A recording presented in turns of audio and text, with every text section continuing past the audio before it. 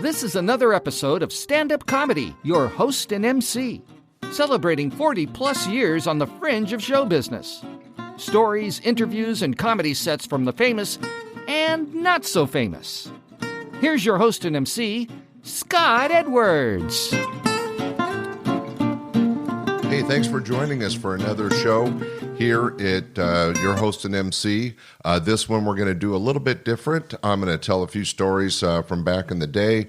Then a little bit later, you're going to hear me as an MC for a few minutes, and then we have a great opening act, Dave Schuber. And later in the show, we have a treat, a special set from Dana Carvey and his band. I'll give you more information about that later. But first, let's get started. So while operating a comedy club, I had the opportunity to interact with several celebrities over the years, and I wanted to share a few stories. One of the most intriguing is about Tom Hanks, and I don't need to tell anybody out there who Tom Hanks is, but this was kind of interesting. In the year we opened Laughs Unlimited, 1980, I got a call from Tom Hanks, who was from the Sacramento area. He actually went to University of California, Davis, and he was currently doing a TV show called Bosom Buddies. And one of the episodes, he was supposed to help the restaurant he was working with add some entertainment by doing some stand-up comedy. Well, Tom, as we all know now, is a genius actor, but back then he'd never done stand-up comedy before, and he contacted me and asked if he could do a few guest sets and kind of get a feel for a comedy stage. I actually didn't know Tom at the time, but having a star of any TV show of any kind on stage was certainly a plus for the club, so of course I said yes. He showed up over 3 different nights and did sets. After each, we would chat a bit and talk about the pros and cons of his sets, kind of giving him an idea of how to do his performance for Bosom Buddies. And after each of the shows, we chatted a bit, and I would have a chance to share my 2 cents on his presentation. Plus, he had the opportunity to work with other professionals and see how they did it.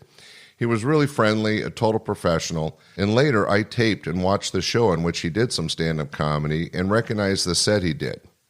It was rewarding at the time, even though I had no idea where that TV role would lead such an extraordinary talent like Tom Hanks.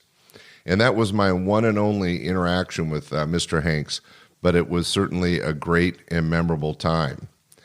Another famous comic and television star was Soupy Sales.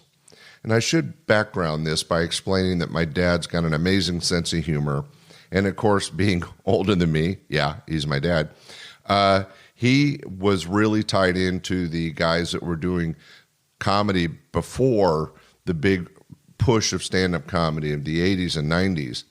And so Soupy Sales, Pat Paulson, and other talent like that were somebody my dad looked up to and always enjoyed. So I did get a chance to actually book Soupy Sales. It was really exciting. I brought him in to work for a long weekend, which is basically a Thursday through Sunday. And he was famous from his early TV shows and other appearances. And he was famous in those days for throwing pies in the faces of his guest when he had his own variety show. It was really interesting. So during the visit, I had arranged a press party at a local auto dealership. And this was great for the club on several levels. We got promotion money from the auto dealership. We got a chance to get Soupy Sales on a location where we were able to do a press event. We had the press come out. And Soupy, made some jokes about selling cars, and it went over really well. But the real highlight of this interview in this time with Soupy Sales was right at the end. He hit me in the face with a pie. It was great. It was all on camera. The press loved it, and it tied right into what everybody knew Soupy Sales was known for, which was throwing pies at his favorite friends. Anyway, Soupy Sales was older then and very gracious. He enjoyed the fanfare that we afforded him. His act was a little old school, but the crowd that came to see him knew him, and loved seeing a comedy classic. And that was my experience with Soupy Sales. It was really amazing. Hey, right now I'm going to share with you some stand-up comedy. Our opening act today is Dave Schuber. He was out of the Bay Area. But before his set, you'll notice a few minutes of me as MC. This is from back in 1983. and you can kind of hear what it was like for me as a young man. I was 28 at the time, and new to comedy on stage, and some of the kind of set bits I did as an MC. Hope you enjoy it. So right now, let's sit back and enjoy a little comedy from San Francisco, David Schuber. Nice to have you with us. Two pretty young ladies, couldn't get dates, sitting up here by themselves. It's nice to have you with us. How you doing, huh? You don't like me? Well, that's okay. A lot of people are right with you. How you? You guys married over here? No, just using each other. Nice to have you with us. Kind of a common thing these days, huh? What else? Flowers on the stage? Is that an Easter flower or just a flower because you're hoping to get lucky tonight, or just nice flower? It's not even your flower. It is. It's yours. Okay. He doesn't seem to. He looks kind of pissed about it. I don't know. The charge. I can see you care about it a lot. It's sitting up here getting stepped on and stuff. That's nice. We do have a full bar. We have a new menu. This is great. Be sure to check this out. The Not So Macho Nachos. Chef Tomaine working very hard back in the kitchen with the cow sandwiches and the bird sandwich and the mystery sandwich. That's a good one. The Yolks on You salad sandwich is no longer here. It never was here, and we don't know why it's on the menu. The Thunderbird half bottle. A very special thing to order. However, we're out of it. So too bad for those people that can afford $1.38. And the quesadillas are new. Those are good. People are talking about those up and down the street and the alley all the time. What else is going on? We have a great show. Let me tell you about it. Our featured act tonight. You may have seen him. He was on TV all last year in a major series called One of the Boys with Mickey Rooney. He was the co-star of that series. A very funny young man. Having a nice round of applause. Dana Carvey is here tonight. Yes, indeed. Dana Carvey. Let's hear it. Yeah. What an exciting, vibrant crowd. Nice to have you with us. How many birthdays? Do we have any birthdays here tonight? And isn't there one? All right. Right here, too? They got like a group of 10 people here and a group of 10 over there, and you're out with him. What an exciting birthday, huh? What's your name? Okay, and we got a birthday here. Marlene. And Lenny Allen. Alan Lenny. Isn't there one back there? Isn't that what all the gifts were for? Or did somebody just get pregnant or what? Did you see is it a birthday? Well, whose birthday? Sheila. By the way, we always recommend you come early or end up in the shitty seats like in the back there. No. Well, Sheila, happy birthday. Your balloons are fine. The cake was great. Okay, well, the cake was good. I don't know about that. I mean, I get that back. Kay, Sheila, Marlene, and Alan Lenny. Lots of birthdays here tonight. Well, how many people? Big crowd here now. How many people want to sing happy birthday to these folks, huh? How many people don't want to sing happy birthday to these folks? Yeah. Oh, tough shit, gang. Enjoy your happy evening. By the way, please take care of your lovely waitresses. This is Mary here at Last Unlimited. She's the head waitress. She earned that title. Tip her well. About to go down in the front row. There she goes, Mary the head waitress.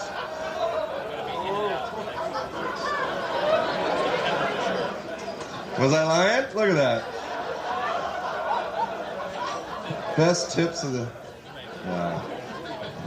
she's pissed at me now. Anyway. We hope you sit back and relax and have a good time and just keep that energy level where you got it right now. We're going to have a lot of fun.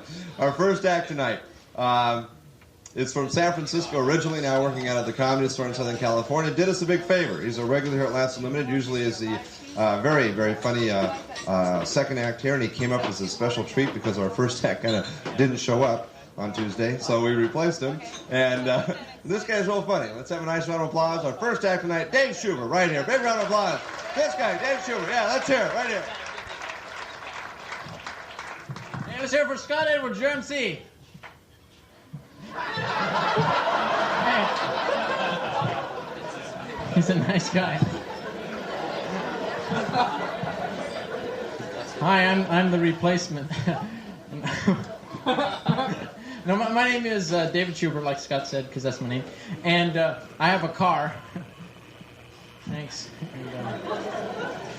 And, Now, if you have a car, though, you probably hate when this happens when you're driving, because, okay, you're driving along, you come to a stop sign, and you're stopped, and there's someone waiting across the road, okay, so you're stopped, and they'll start going, okay, but then they see you, so they stop, okay, so you start going, then they start going, like, you stop, and then they stop.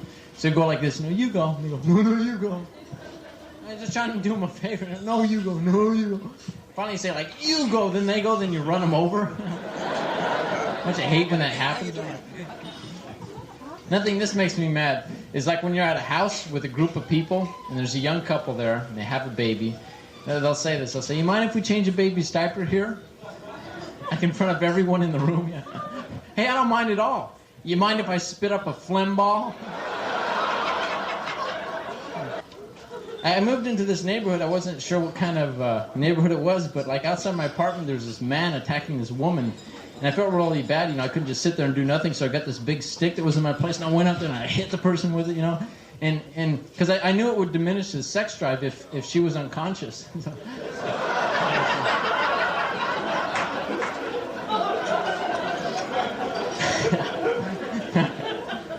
I really didn't do that. It was, just set it for a joke. But you ever wonder how those guys get their jobs that work in that movie theater concession stands? Hey, are you a fast worker? No. Well, can you add and subtract real fast? Well, do you have acne? Well, yeah. Okay, you're hired. Must be hired. Actually, in the theaters, they don't have cartoons before the movies anymore, and this pisses me off. I like a cartoon. So, what I want to do I want to do a cartoon for you. Actually, this is a scene from almost every other cartoon you've watched. All right, partner, this here bullet's got your name on it. Whoa, whoa, whoa.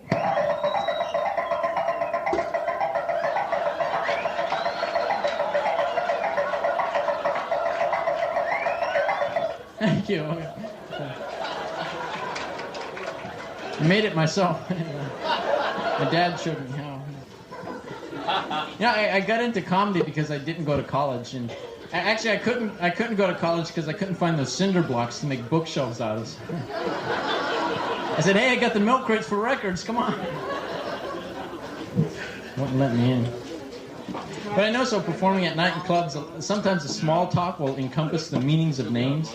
I say, what's your name? Oh, David. And I say, David means beloved. And it's real corny, but it starts a conversation. It works because, like, names all mean good things. If you look up in a name dictionary, they have positive definitions. And I thought if names had derogatory meanings, the whole scene would change, Hey, what's your name? Arnold. Yeah, Arnold means butt licker.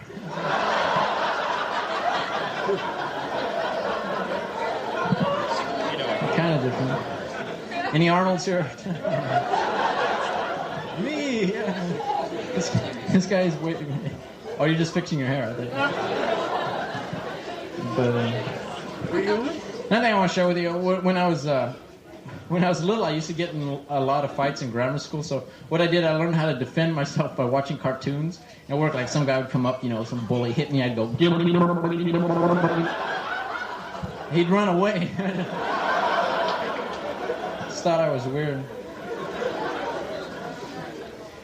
As I was talking about the way I looked before, it's hard for me, because I got the curly hair, some freckles and stuff. I can't see myself going out with certain types of women. I can't see myself going out with these women that are like 60 years old. They're like, I can't, and they're like hanging around in bars. They're always in the corner with a short little cigarette, nicotine stains on their fingers, button-on earrings and smeared lipstick, and they got that leathery skin, their wig's kind of crooked, and they're like drinking and cussing, telling dirty jokes. They got that raspy voice from drinking and smoking too much. Rah, rah, rah, rah, rah, rah, rah.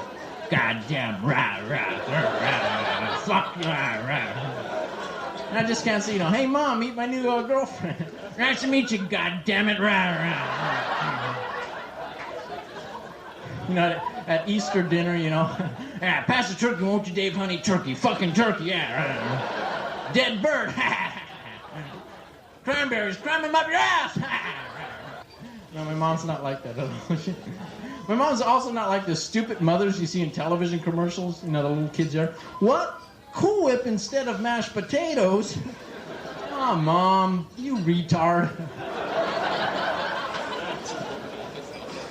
Then we used to, used to, like, in school, they used to make us run around the field. I never got this. It's like the coach would make these little kids, run around this field and always be yelling, run, Schubert, run! Like, and I wouldn't run, And, like, the guys really into it would be running, then some of the slower guys, then, like, the fat guy and me. So that's how much I hated running. I'd rather keep the fat guy company because we shared the same philosophy on life, and that was that the coach sucks, So I'd be there walking, run, Schubert, fat guy, Schubert, run!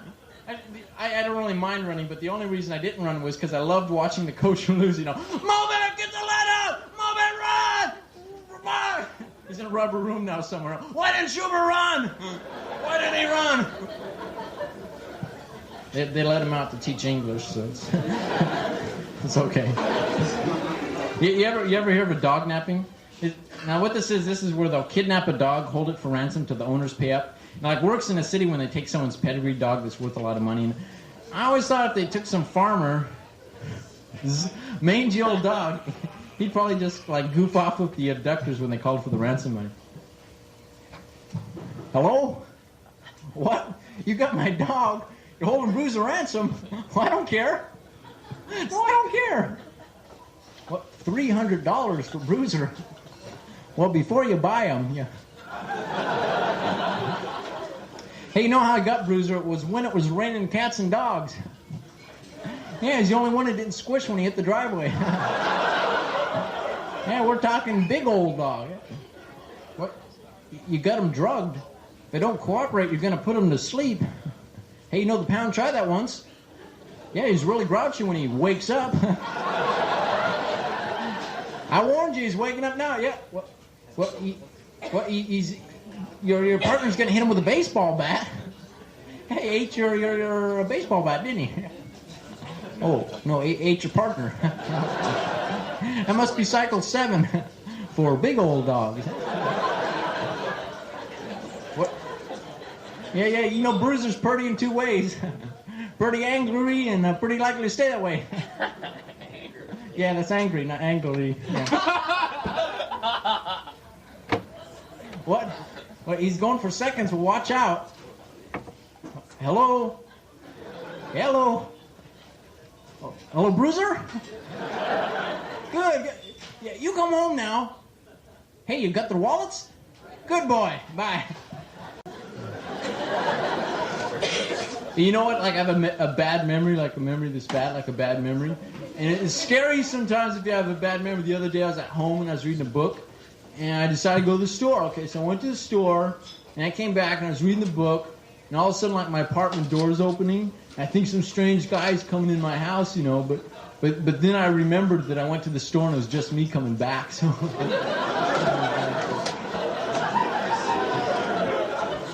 And I used to, I like saying used to real fast, used to, like to talk to inanimate objects. Objects that are inanimate, like inanimate objects. And people thought I was crazy, so like now I only talk to conversation pieces. I used to live life in the fast lane, but people kept honking and flashing their brights, flipping me off. So had to move over. Life's a party, too. Life's a party, that's my motto. Life's a party. But like I lost the address. Yeah. I think but I had this, I went out with this girl that was kind of the earthy type, mountain mama, granola girl. She'd always say, like, wow, like I found my mind up in the mountains. She stole it from a squirrel. Then we went to the prom and she came in this down-filled formal. And it went with the hiking boots, so. And her name was Sunbeam, I said, what are you, a fucking toaster?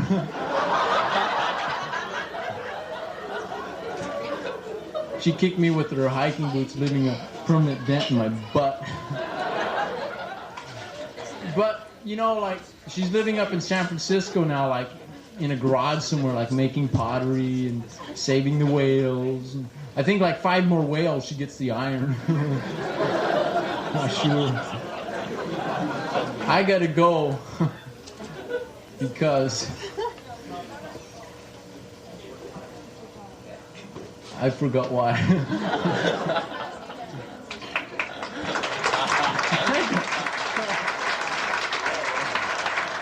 Okay, well, we hope you enjoyed that little bit of me and the set from Dave Schuber.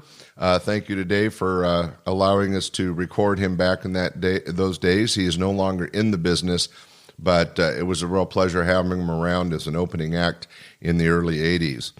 Right now, we're going to take just a minute to appreciate our sponsor, DR Design. So after this, we come back with some more stories and a great little bit from Dana Carvey. So stay tuned. This episode's sponsor is DR Design and Remodel, flooring, tile, carpentry, and more. Located in beautiful Elk Grove, California at 10461 Grant Line Road, just off Highway 99 near Sacramento. They do amazing bathroom and kitchen remodels, from design to construction completion, totally professional in every way. Their showroom features beautiful fixtures, a wide range of flooring, and design ideas to boggle the mind. Their on-site design staff will guide you through to see your dream home come true. So call DR Design and Remodel at 916-269-0451 to set an appointment or visit their showroom today. We want to thank DR Design and Remodel for being our sponsor. Great. Welcome back. We have some more interesting stories for you and a little bit of comedy music from a star that everybody knows, Mr. Carvey, in just a couple minutes. But I wanted to share a couple more quick stories. There was a time I was in Hollywood. I was meeting Larry Miller and a couple of entertainers, and me and my partners, Bob and Mac, had gone to the premiere of a movie called The Jerk. That's right. It was one of Steve Martin's early movies and successes, and we happened to be in Hollywood when it was being released, and it was the opening night, and we were able to get tickets and go to the show. But what made it a little extra special and a little unique when you talk about a little flash of celebrity is that after the movie, we were sitting out front on the corner, and there's crowds everywhere as people are exiting the movie. And standing right next to me, in a wig, a hat, dark glasses, was Steve Martin. And it was so interesting because he'd gone incognito to the opening of the movie to see how it did. Now, I have had my time with celebrities, and I'm certainly not one to bother them when they obviously didn't want to be bothered. So I didn't say anything. We didn't have any interaction. But I did want to share that story because it was kind of interesting that he had come out to see the opening of his own movie and judge the crowd response, which, by the way, was great. A very funny movie. And, of course, everybody knows Steve Martin and all his fame and fortune. Another story that's kind of interesting that you might enjoy is that I was a regular guest at the Comedy Store on Sunset Boulevard. I would go down on several different ways. I was just an audience member a few times. I was brought down as a producer, and there were showcases for me arranged by Mitzi Shore, the owner of the store. And the comics would often invite me in to see them and hang out after their sets. But on one particular occasion, I had another little brush with fame.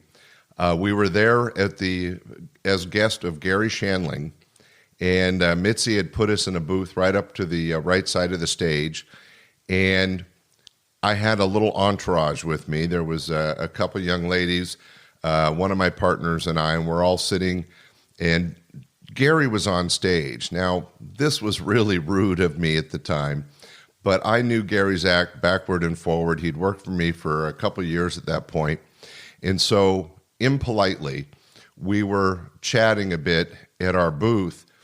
I don't think we were interrupting Gary, and we certainly weren't interrupting the audience that we thought. But all of a sudden, I hear this shh, really loud, obvious shush. And I kind of look up, and I look over, and the booth next to me, there's this older woman looking right at me with this death glare, and she's going shh, and just making very emphatic. And it was Joan Rivers. It was hilarious, embarrassing, and funny all at the same time. Joan Rivers was shushing me because she was there to see Gary and hadn't seen the set a bunch of times and felt I was being disrespectful, which I guess I was. But my brush with fame was Joan Rivers shushing me at the Comedy Store on Sunset while Gary Shandling was on stage. It was a moment I'll never forget. All right. Well, I think we're ready for some more comedy. I have a real treat for you on this show. One of our early acts performing regularly at the club starting in 1980 and 81 was Dana Carvey. He had just moved out from Missoula, Montana, and he was based out of San Francisco. And Dana, as you all know now, but even back then, was a very, very talented person. Not only did he have a great comedy set and a great way of doing impressions, but he was quite a musician. And what a lot of people don't know is that he and his brother had a band. And on one occasion, we had an opportunity to not only book Dana, but Dana and his brother and their band, which included a couple backup singers. And they came up to the club for a whole week and performed every night. And this set you're going to hear right now is Choppin' Broccoli, which at this point is a pretty famous song. But I want to remind everybody, this is in 1983 to 1986, where he did Choppin' Broccoli on the Saturday Night Live show and made it famous. So 3 years prior to him being on Saturday Night Live, he and his brother and their band performed this song live on stage. And I think you'll enjoy it. So ladies and gentlemen, sit back and enjoy a live version from Dana and his brother's band of Choppin' Broccoli. Take it away, Dana. Aren't rock stars some of the most obnoxious people on the planet? Rock stars always act like they're pissed off they have to use a microphone, right?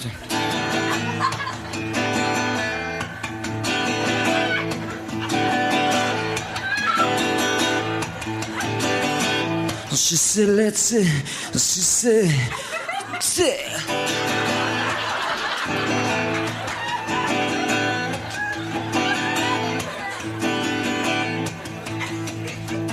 she said, fuck you. I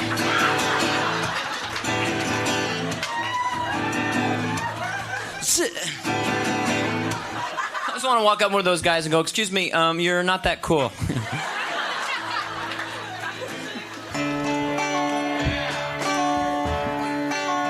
It's the world's coolest rock star. There's a lady I know. She's a lady I know. She's a lady I know. There's a lady I know. If I didn't know her, if I didn't know her, I didn't know her.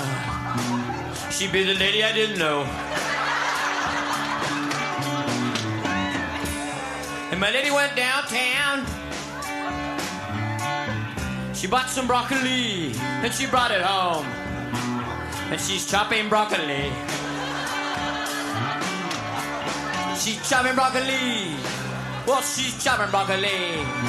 Choppa broccoli.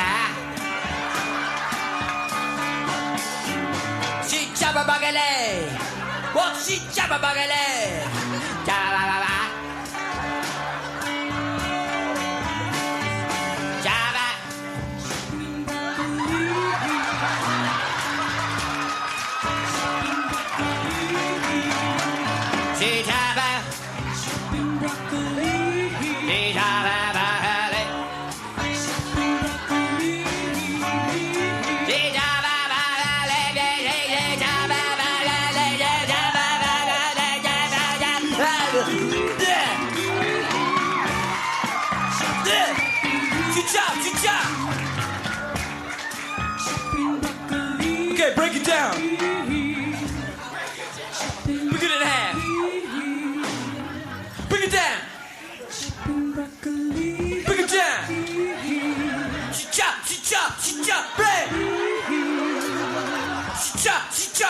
Chop Brand!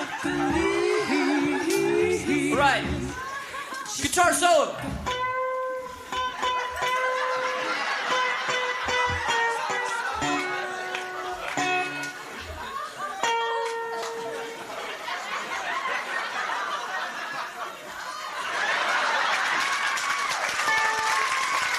Okay, it's just a band. I'm pissed.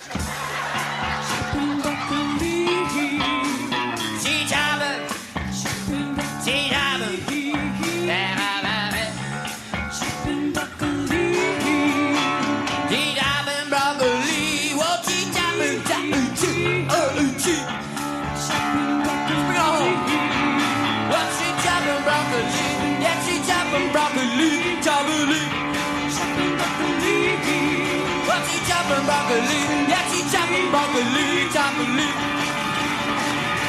Chop broccoli!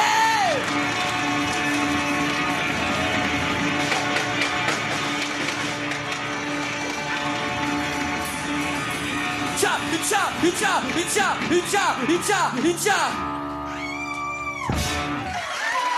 Thank you. Woo! All right. Wow, nobody could do music and comedy like Dana Carvey, I got to tell you. Hey, one last little story, and then I'll let you go. That song, Choppin' Broccoli, was performed by Dana and his brother on our stage in 1983. And as everybody knows, in 1986, he was offered a job on Saturday Night Live, and that really thrust Dana into fame and fortune doing television and movies and more. And I just wanted to share one last little story. Dana happened to be working the club in 1986, and it was a Thursday night, and he had gotten a phone call from Saturday Night Live offering him a chance to come to New York and be on the show. And what was really cool about it was he got that call while at the club condo, and then he did his set, didn't say anything, and then after the show, we met at my house. We had a couple drinks and got into the jacuzzi, and we're sitting there, and Dana tells me, man, Scott, I just got this call from Saturday Night Live. They want me back in New York next week. This is a great opportunity. And he was sharing it with me, and it was just happening right then. And what was interesting for me was that Dana, as talented as he was nervous and excited about the opportunity to perform in New York. What was really exciting was Dana was sitting with me in a jacuzzi over drinks and sharing with me the excitement of just getting this phone call from Lorne Michaels and Saturday Night Live with an opportunity to perform back in New York and be a regular on the show. And it was just the energy, the excitement. And poor Dana, he was so excited and at the same time scared to death. This was a huge opportunity, but a lot of pressure. And this was a young guy out of Montana that had just been performing in the San Francisco and Northern California area. And he had been noticed. And here he was getting an opportunity from Lorne Michaels to perform on really the nation's top comedy television show at the time, Saturday Night Live. And I was able to share that moment with him, and that'll forever be in my memories. Well, we hope you enjoyed the show, the comedy sets, and a little stories about some of my brushes with fame. Thanks for joining us for this episode. Remember to keep listening, go online and rate them, and please share our podcast. We hope you enjoyed this episode of Stand-Up Comedy, your host and MC. For information on the show, merchandise, and our sponsors, or to send comments to Scott, visit our website at www.standupyourhostandmc.com. Look for more episodes soon and enjoy the world of stand-up comedy. Visit a comedy showroom near you.